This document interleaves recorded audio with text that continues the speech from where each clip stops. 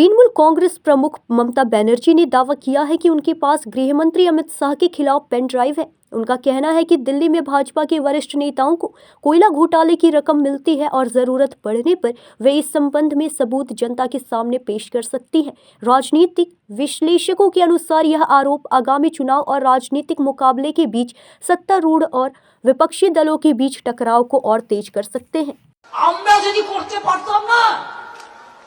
অনেক কিছু করতে পারতাম। বলছে কয়লার টাকা কে খায়? অমিত শাহ খায়, হোম মিনিস্টার। কি করে খায়?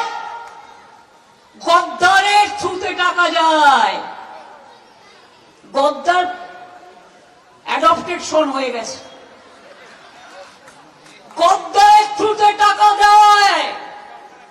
সাথে আছে এক জগন্নাথ।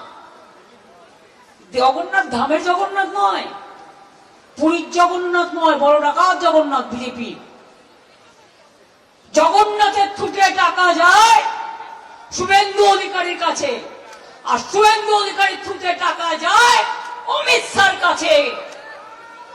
শুনুন, আপনাদের ভাগ্য ভালো এখনো যে আমি চেয়ারে আছি বলে না ওই পেন ড্রাইভ গুলো বাইরে বের করে দিই না।